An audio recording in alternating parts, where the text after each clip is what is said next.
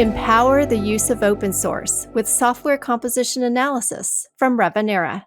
Hello, and welcome to another software composition analysis podcast from Revenera. I'm your host, Kendra Morton, product marketing manager at Revenera. And today's guest is Martin Callinan. He's director at Source Code Control. Martin, as always, it's so good to talk to you. Great to be here, Kendra. Great, thanks. So Log4j, right? There's a lot out there since this vulnerability was discovered, 2.5 months ago. Today, we don't really want to necessarily hash out what it is and what our listeners should be doing to remediate it, right? I think we're kind of beyond that at this point. So, but what we're going to talk about is where are we now? What's been the fallout from Log4j, and what can we learn from it to apply to our everyday processes going forward, so we're really better prepared for the next Log4 shell type vulnerability? Because I think, let's just face it, there's probably going to be another one, right? Certainly is. Yeah. So, All right. So here's the first question. Sorry. So okay. What, in your opinion, then, is the state right now? Well, I'm going to make this point by talking about something slightly different. I was doing a bit of reading around this subject, which I do on a day-to-day basis. So I was reading an article on the BBC website, which prints off here. I was just going to quote a couple of things from this.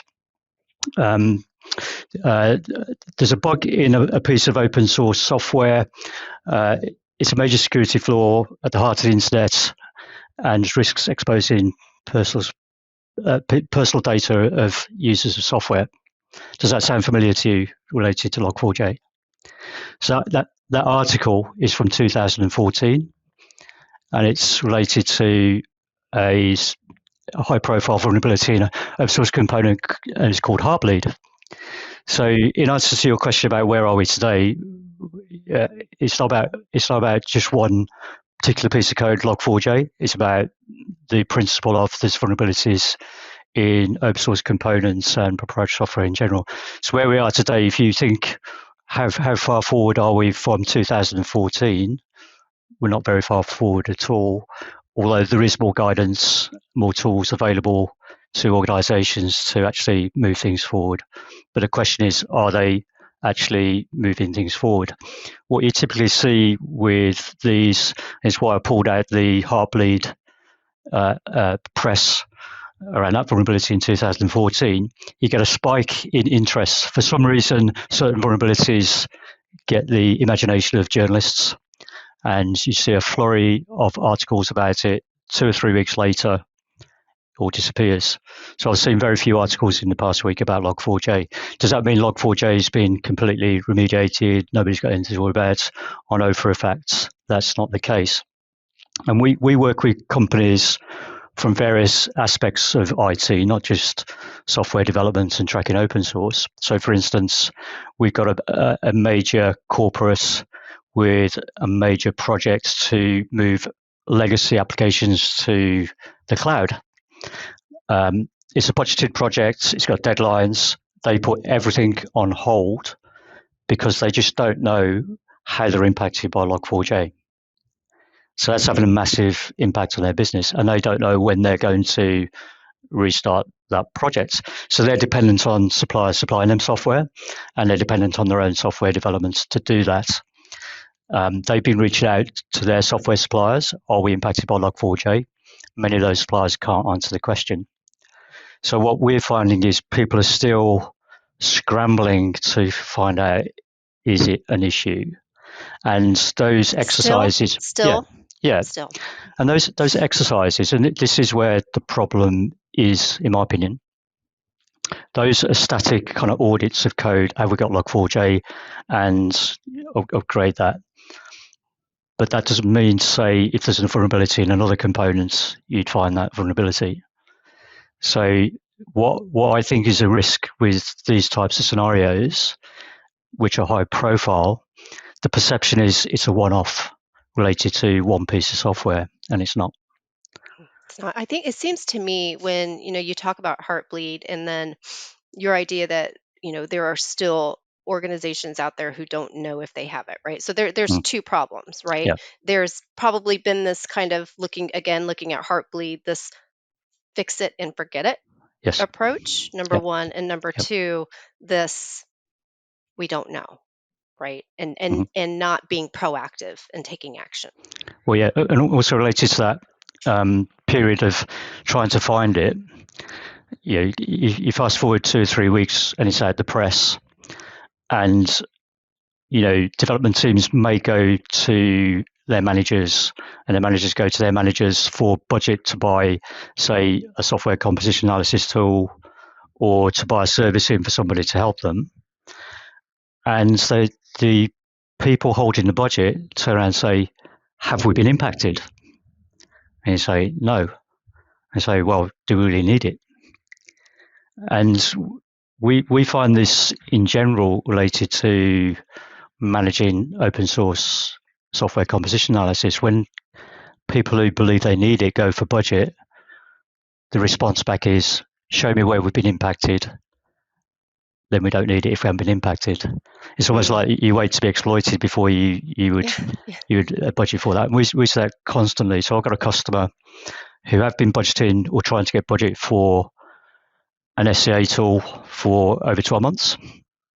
I happen to know they've got Log4j in one of their components, in one of their products, and the response is always, well, we need to spend here, we need to spend here, and it goes further down the list of priorities. So say, oh, we'll come back 12 months time. That's part of the problem. Yeah, absolutely. What's really been, do you think, then the fallout from this vulnerability and others like it? I mean, based on what you've said, right? The research, and that was such a great look back at Heartbleed, right? There's still fallout from that, I think, right? So what's been the fallout from these? My intent was to talk about Log4Shell, but I think we've got to talk about Heartbleed. We've got to talk about Log4Shell. What's been the fallout? Well, I think you've got to talk about vulnerabilities in general, Yeah. and what's now referred to as software supply chain. So it's not just about the developers developing the code, it's also about the consumers of the application. So the people buying the software that's being developed, ultimately it's their problem. They've got it deployed in their environments. How do they deal with the situation? Fortunately, I did say at the beginning, what's the difference between Heartbleed in 2014 and today? There's more guidance and there's better tools for addressing the situation. Now, something which started before Log4j in the US was an initiative about software transparency, and the principle that software companies supplying software solutions should supply a software bill of materials, which is an itemized list of the third-party code that makes up the application. So that's a step in the right direction. But that's going to take time to become a normal day-to-day business approach to supplying software, isn't it? It is, yeah, for sure. It at the heart of Log4j or the Log4Shell vulnerability, I think we have to talk about dependencies, right? Which also then, right, the reason to have a software bill of materials as well. But let's talk about dependencies. Well, it's a really good point that you raise, and it's something I was going to mention myself. What we've seen with some of our customers who do this manual exercise. So the press started about Log4j. Have we got it in any of the software we developed or any of the software that's been supplied to us? And so they don't necessarily have tools that can effectively do that identification of, is it in their code? What we see is development teams using their developer tools, logs and things like that, excuse the pun, to identify third-party components in their code, but they won't be looking at vulnerability at dependencies. And so there could be a Log4j dependency that they just completely missed. So they get a false sense of security. We've also seen companies offering, pretty poor quick scan solutions and you do a quick scan and says no Log4j. So, we're fine, but you could be still using Log4j and still be vulnerable, or your customers could still be vulnerable. Yeah, is that because, if you're using maybe a free scanning tool Yeah, or something out there it's not going to look at dependencies? exactly. Yeah, Yeah. exactly. Yeah, and then you got the challenge is dependencies of dependencies. Mm-hmm. So you might find the first, the statements in the code where it identifies dependencies, but then you're not looking at their dependencies, which could be Log4j, Log4shell. And that's a challenge. So where do security and development teams, do you think, go from here? Right now that the dust is settling on Log4j, I'm really concerned that people are getting desensitized a bit. And again, I think you brought up a good point earlier. So where do you think teams should go I from here? think you're right. People do get desensitized, but also the feeling that the problem's gone away. 3 weeks, nothing's happened to us. We'll get back to business as usual. And really, the problem with software development, business as usual, is pressure to get code out the door. Development deadlines, new features committed to customers, new features committed to prospects. And so the pressure on developers is pretty much always getting code out the door, not checking for vulnerabilities. And the biggest kind of pushback I get when talk about these issues and adopting solutions is we're worried about disrupting development. Yeah. And that's part of the problem. And again, like I said, it's a real concern. yeah, right? We understand that. yeah.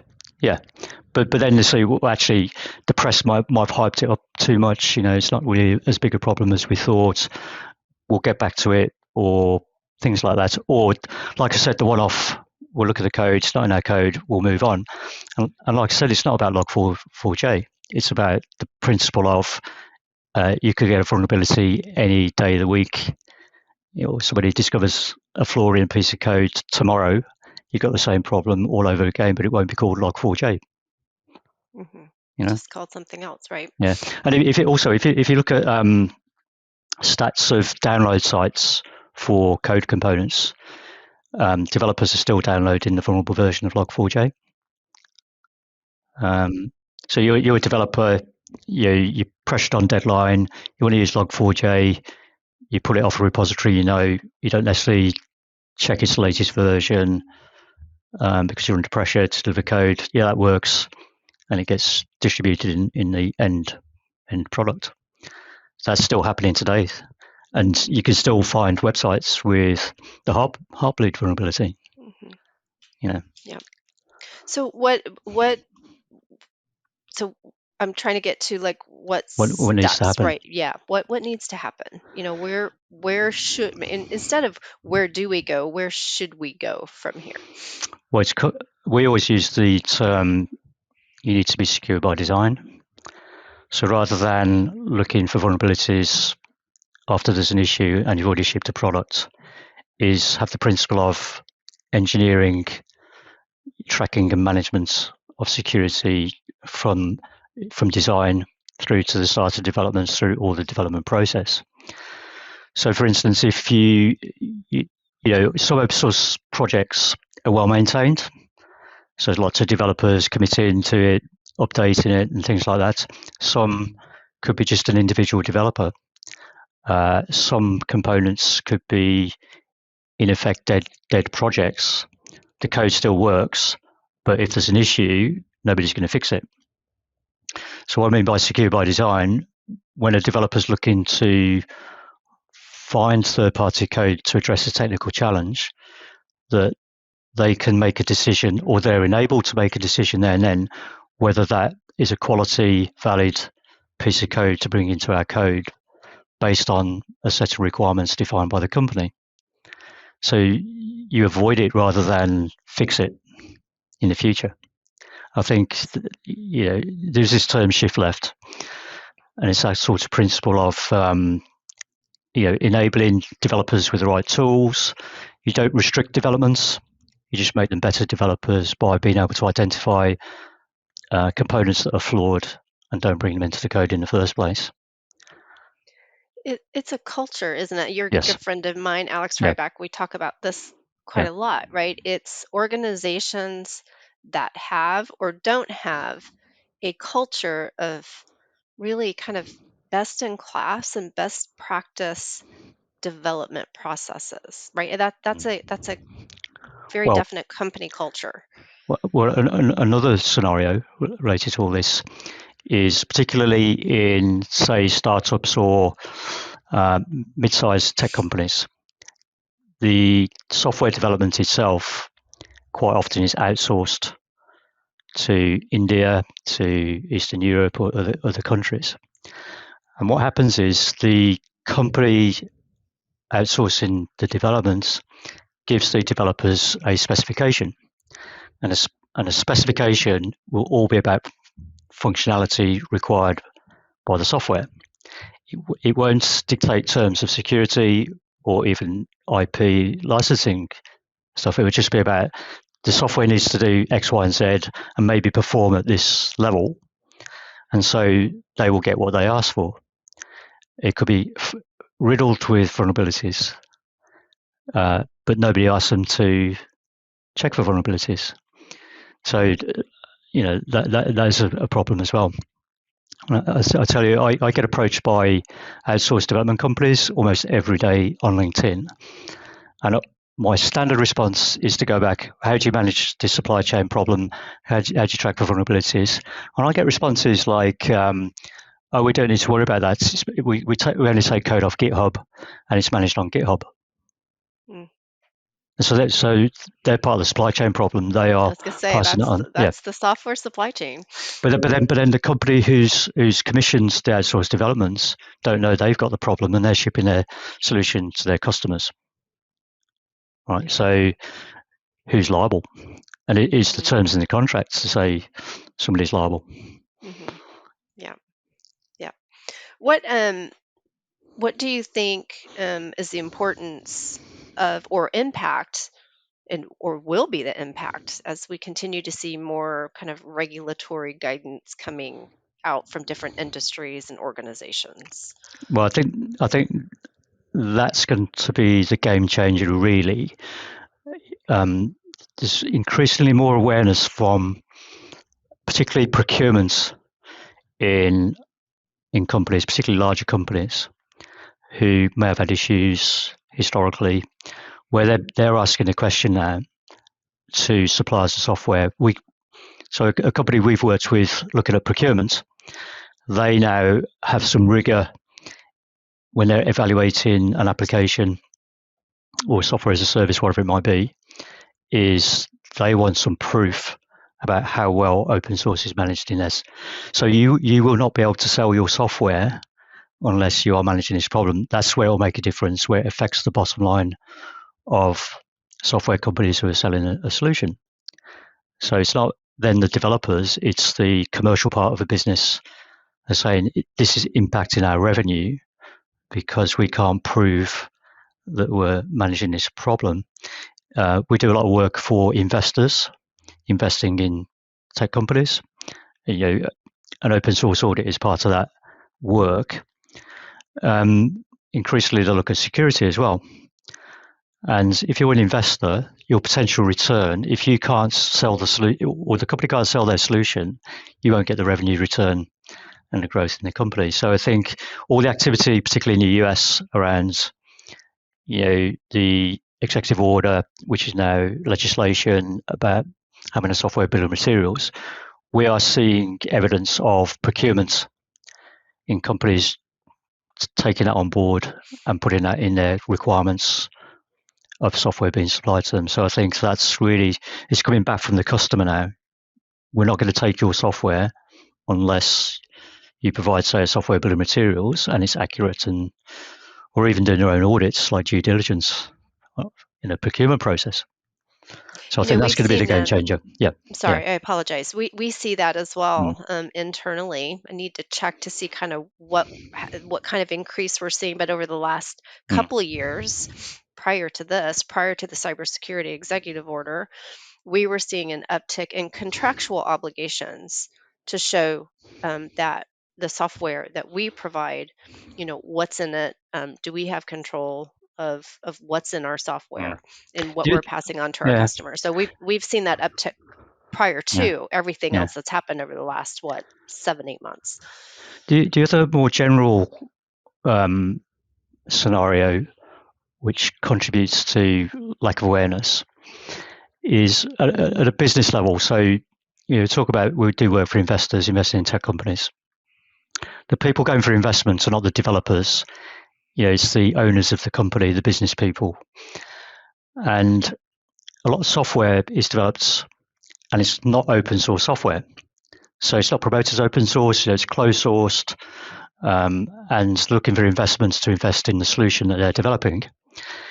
At a business level, because they are not consciously an open source company, when I see questionnaires from investors to targets asking about the use of open source, a very common response is, we're not open source, so we don't have open source. So if you don't think you have got open source in your software, are you going to manage it? No. Mm-hmm. So there's this kind of ignorance Yeah. that we're not open source, therefore, Log4j is open We don't source. have to worry about it. Exactly. Or we don't need to invest in developer tools and processes for managing that because we're not open source. Mm-hmm. So it's kind of a blind spot for a lot of There's some organizations. learning. There's some definite learning there. The biggest, right? the biggest at the end of a process, when we work with companies in this scenario, at the end of the process, the biggest or the most common statement here at the end is, "I'm shocked by the amount of open source we've got in it. I didn't know about it." Yeah, we see that as well every year when we do our open source license complaints and report. Right, that Yeah. the amount of what they disclose, like when we do audits prior to audit start, they disclose their open source, and it's never near what the disclosure should be, and it's not. It's just they didn't know. Didn't know. Yeah. Okay. Well, thank you, Martin. This has been a great discussion. I really enjoyed it. Yeah. So I'm looking forward. You're coming back. You're gonna talk with us some more. We're gonna kind of follow up to this podcast, and we're gonna discuss key learnings from the Log4j vulnerabilities and others. Right. We'll talk Yep. about. You mentioned software bill of materials. We're going to talk about software bill of materials initiatives. We're going to talk about ongoing due diligence. And really, the importance, we brought up this idea too of being proactive, the idea of being proactive versus reactive and controlling and understanding what's in your code. So Yep. I'm looking forward to that. Great. All right. Thank you. Thanks for All your right. time. Thank you. Yeah. Thank you. Thanks so much for listening in to our audience. And until next time. Empower the use of open source with software composition analysis from Revenera.